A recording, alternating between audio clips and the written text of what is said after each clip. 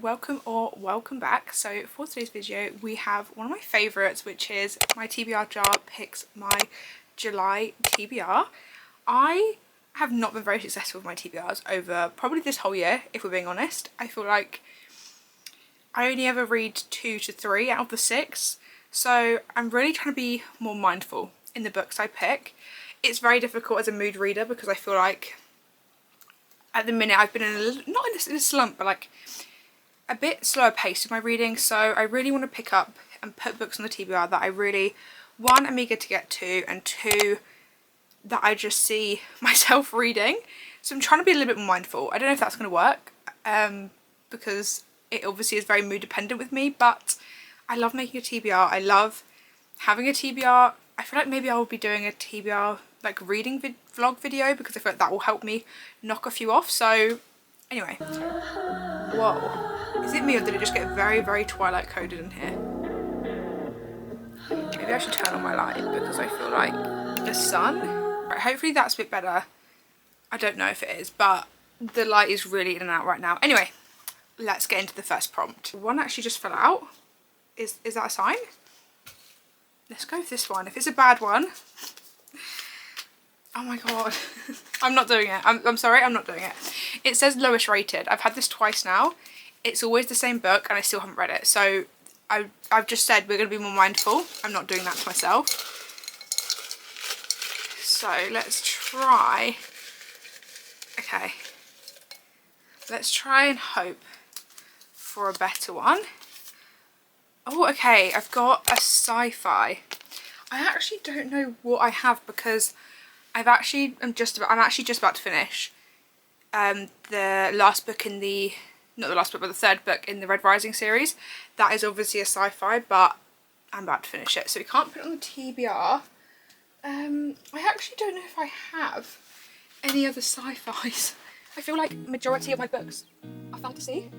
Like there's really not anything that's sci-fi on here. Okay, this is not the greatest of starts, but we're gonna have to go again because I genuinely don't have a sci-fi. I don't even have any on my Kindle, so let's try again. Okay, we've got murder mystery. Okay, immediately I know of, oh my god, I've got such crap on my TBR cart. Immediately I'm thinking of this one, which I've had on my physical TBR for honestly probably about like 2 years now. Let's just swing this over. Murder mystery. I don't know, potentially this one? Something like that one, I don't know this one.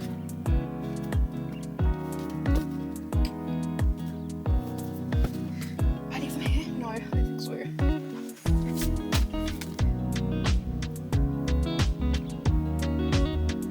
Okay, so I have Across the Vanishing Sky. This one is looking into her best friend's disappearance. So I don't know if that is a murder mystery. Okay, that one doesn't look like one.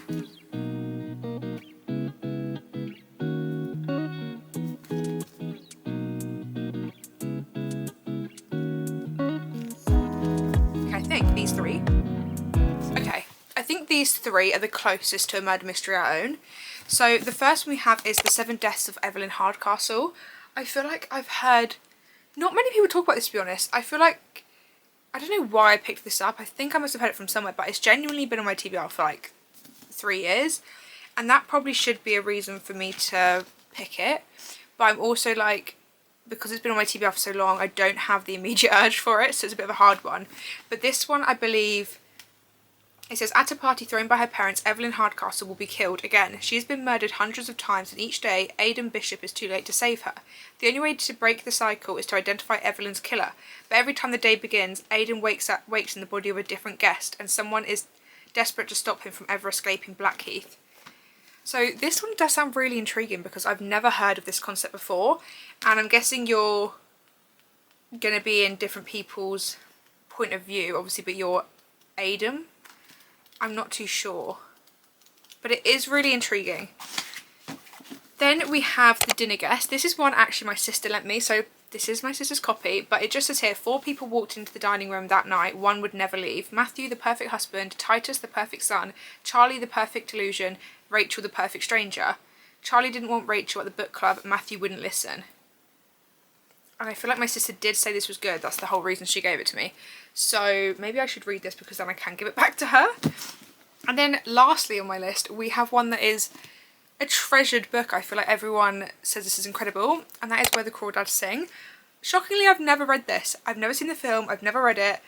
But it says here, for years, rumours of the Marsh Girl have haunted Barclay Cove, a quiet town on the North Carolina coast. So in late 1969, when handsome Chase Andrews is found dead, the locals immediately suspect Kaya Clark, the so-called Marsh Girl.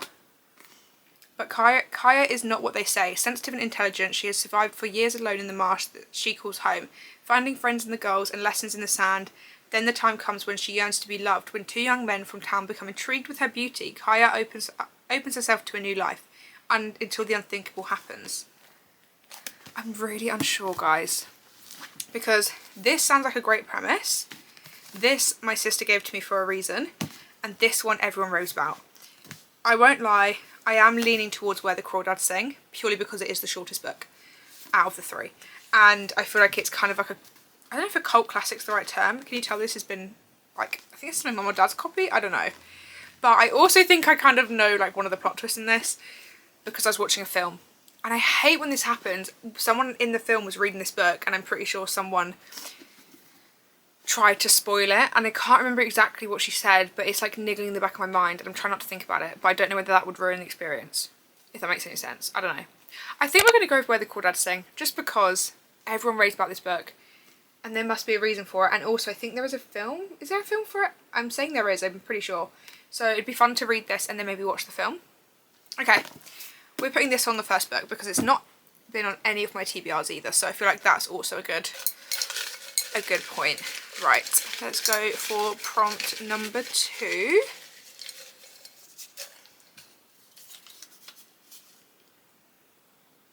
Okay, we have friend chooses, but every time I do this, it's very difficult to let everyone know. Oh my god, this is not good because I'm just not picking ones. But maybe we'll pick... I'm trying to think like who would reply quickly. Okay, literally all my friends are like busy or working right now, so I think we're going to pick again. I'm sorry. I know I've re-picked like 3 times already, but... it's actually my time. It's my time to shine. I was about to say, what was that about? It's my choice. So, oh my god, why have I got lowest rated again? Why have we got multiple of these? Okay, only one of those is getting put back. That one can be thrown. Literally, as I'm saying, why do we keep... okay, 2 have fallen out. Maybe we pick the best one. So, okay. We have fantasy, which is a very broad one, so that's great. And we have purple cover. Can I find a fantasy with a purple cover? If not, I think I'm going to go with fantasy because that's a little bit easier. I also don't know what purple covers I have. Like off the top of my head, I genuinely don't know. There is a fantasy book that is one I really want to get to. Oh wait. Okay. Okay, so the fantasy I really wanted to get to is In the Wake of the Ruin. This is the second book to In the Veins of the Drowning, which I read, I believe, earlier this year, and it was a 5-star. I really want to get into this one because I loved the first book, but this is a purple covered fantasy. I also feel like I do need to get to this book because I really enjoyed the Jassard Heir. I mean, this one's just quite long, and I'm like, do I want to set myself up for this one? But I also did really enjoy the first one, and everyone says this one is incredible. I definitely need to watch a recap because I literally cannot remember what happened in the first one. I just remember I had a very good time. So maybe, I think we have to go for this one because it does cover both prompts, and then we'll try and get this one for another prompt. So we're going to put the Jassard Crown on the TBR, which is kind of motivating me to read this because I did really enjoy it. It is just a brick, so I'm going to try and aim to get some thinner books, I guess, for the rest of these prompts. Okay, let's see. So our third one, a book set in a different time period. Okay, Where the Crawdads Sing would have been great because that's in 1969, I believe. But it's fine. A different time period. Why am I getting ones that are really difficult? Oh, okay, I have one that I'm knocking everything over. I have one that I actually had on a TV. I've had it on my TBR twice and I still haven't got around to it. I do really need to get around to it. Which maybe this is a sign? Maybe this one?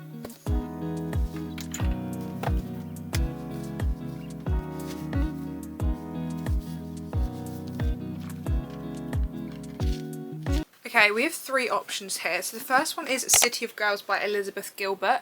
This has been on my TBR, honestly, probably for like 3 years as well. I actually bought this because I saw, I think it was Sloan Autumn on TikTok. She wrote about it and she kind of said it's like burlesque vibes, which burlesque is one of my favourite films ever, so that immediately made me purchase it. But for some reason I still haven't read it. But this is set in 1940 in New York. Then we have I Who Have Never Known Men. This was on my TBR for June. Did I get it done? No. I'm kind of thinking not to put this on the TBR because firstly it's been on there a few times, and also it's so short. I feel like I could just pick this up and binge it in a day. Like I could easily read this in July, but I don't think it needs to be on the TBR. And then we have James by Percival Everett. This one is set in 1861. And this one, I don't even know what it says. It just says, when the enslaved Jim overhears that he is about to be sold to a new owner in New Orleans and separated from his wife and daughter forever, he flees to nearby Jackson Island until he can formulate a plan. Meanwhile, Huck Finn has faked his own death to escape his violent father, who recently returned to town. So begins a dangerous and transcendent journey along the Mississippi River towards the elusive promise of the Free States and beyond. As James and Huck navigate the treacherous waters, each bend in the river holds the promises of both salvation and demise, and together the unlikely pair embark on the most life-challenging odyssey of them all. This sounds really intriguing. This is actually one that I got recommended by someone at Waterstones. So I feel like we are between City of Girls and James. I feel like they're both kind of like completely different vibes. I am thinking that James is shorter, and it would probably be an interesting read because I've not heard anything about it, and it does sound really intriguing and just really interesting. Okay, out of the two of them, I feel like I am more drawn to City of Girls. So I think let's go with this one. Let's try and potentially finally get this off my physical TBR.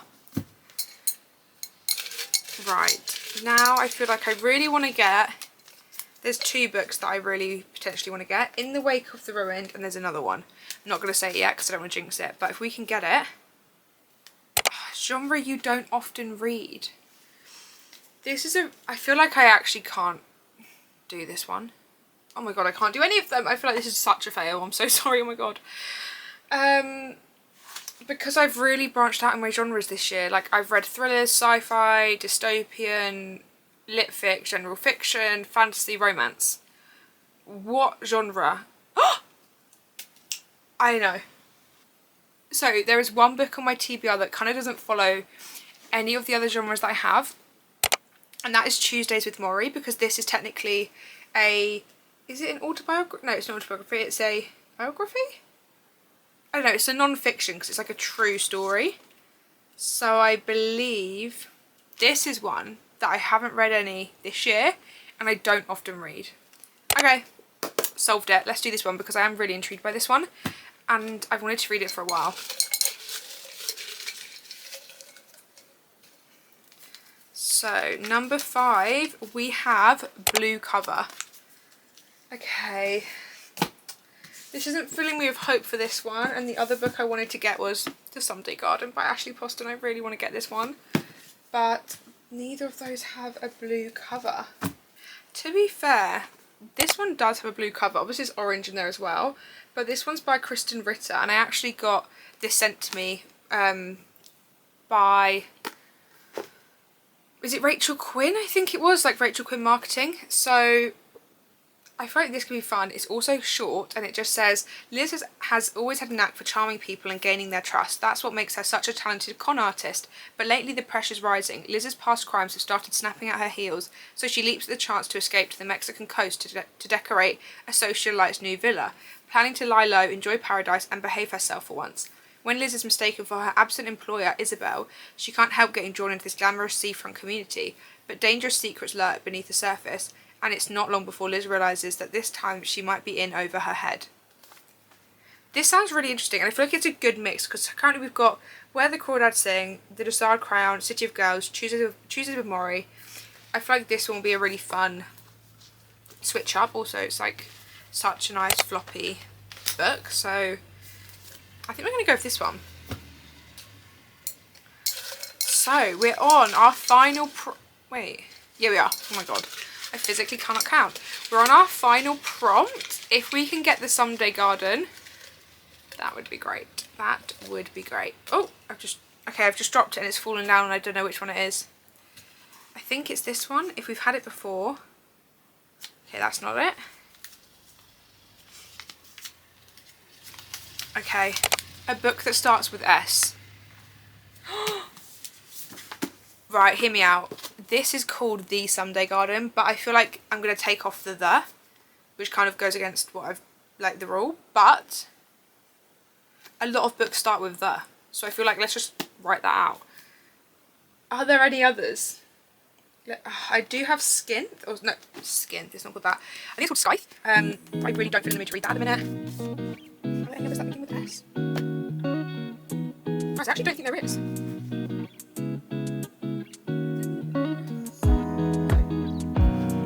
Okay guys, other than that fantasy book, Scythe, Scythe, I don't know, I should probably get it out. Hold on.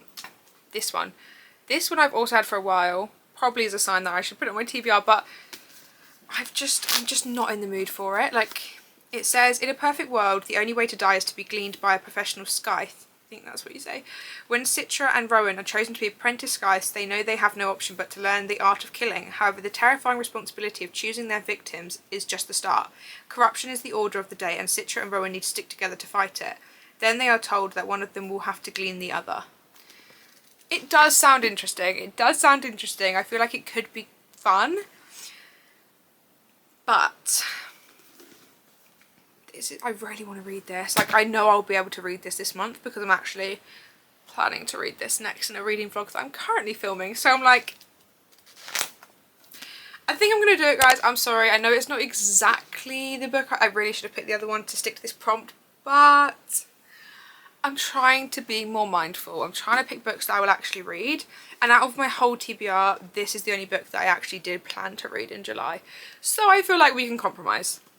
So that I'm going to do it. That is going to be the 6th book on my TBR. So we'll quickly run through, because I feel like we have a very interesting, unique TBR this month. I didn't see any of the books that are on it coming, but, oh actually no, minus this one. But I'm intrigued. So obviously first we have Where the Crawdads Sing. Then we have The Dessard Crown. Obviously I'm not going to go into what this one is about because it is the 2nd book in a duology, but The Dessard is very good. Then we have City of Girls, which, as I said, I think is like New York 1940s. And it says, did I read the back of this? I don't think I did. But it says, young, glamorous and inseparable, Vivian and Celia are chasing trouble from one end of the city to the other. But there is a risk in all this play. That's what makes it so fun and so dangerous. Sometimes the world may seem like it's ending, but for Vivian and Celia, life is just beginning. City of Girls is about daring to break conventions and follow your desires, a celebration of glamour, resilience, growing up and the joys of female friendship, and about the freedom that comes from finding a place you truly belong. That sounds really fun.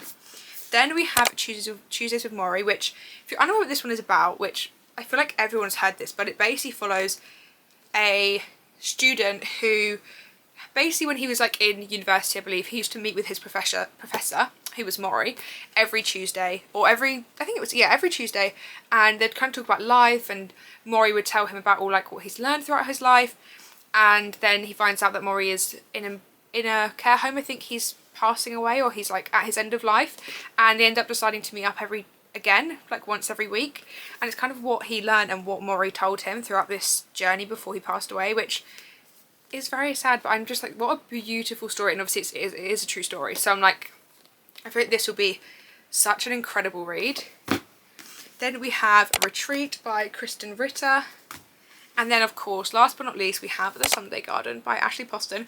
I actually haven't read an Ashley Poston book since A Novel Love Story came out, which I think that was like 2 years ago. I actually haven't read Sounds Like Love, which I believe is her book that she published before this one, because I just didn't hear, I heard mixed things and it didn't really grip me. I feel like I definitely will read it at some point, but initially when it came out it just wasn't catching my eye.